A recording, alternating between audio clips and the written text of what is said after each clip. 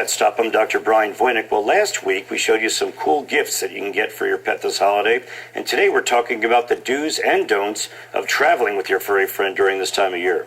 And joining us again is author Carol Bryant. Nice to see you again, Carol. Thanks for having me back. You're welcome. Tell us about this cutie you have there. This is Dexter. He's my dog. He's a canine good citizen, and he's a 4-year-old Cocker Spaniel. And tell us, you're not only an author and a gift-giving guru, but you're also involved with Cocker Rescue. I am. I do a lot of work with Cocker Rescue, Life's Little Paws, and oldies but goodies Cocker, so dogs could really use a good home. Give us some pet travel do's and don'ts. Okay, you always want to make sure when you're traveling that you're buckling your dog up. Either in a belt that's approved for dogs or in a kennel in the car, because I've seen more dogs get injured and killed in accidents. Yeah, they're projectiles. Projectiles, right. You want to make sure you're taking food and water from home. My dog's really sensitive to water, so I make sure I take the water we use from home. Good. I take his vaccination records. If I'm having any problems checking in, they want to make sure my dog's current on his vaccinations. I have them. Smart. I also take a blanket from home and some of his toys because that's a piece of comfort that he has, and he's not going to whine or complain in the hotel room when we get there. And if you forget your vaccination history, see if your veterinarian can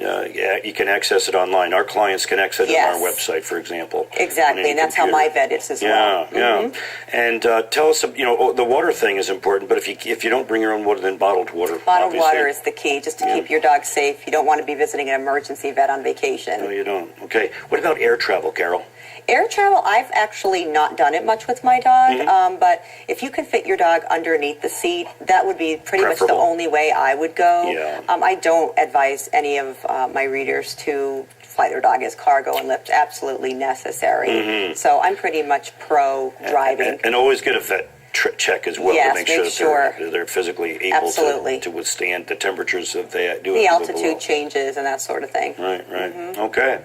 And as far as traveling, what other tips do you have as far as keeping them comfortable in the back seat? One of the things I do is I put a sunscreen on my dog, and I have the sunshades, because even in the wintertime that sun can come in and UV rays can shoot on your dog, and you just want, dogs have their fur, but they could still get sunburned. Right. While we're in the car also, I have a little water carrier that he could have drinks while we're traveling. I make sure I stop a lot, because if you have to hold it for 3 or 4 hours, you won't be too comfortable either. Especially for an older pet. An older animal, and older pets, speaking of that, could actually travel. I have a stroller that I used for my 15-year-old Cocker, and when we would go places, we'd get out and she didn't feel neglected. She had her stroller, and we would just have a good time together. Cool stuff. Thanks. Good advice, Carol. Thanks, Dr. Bryant. Appreciate it. You're welcome.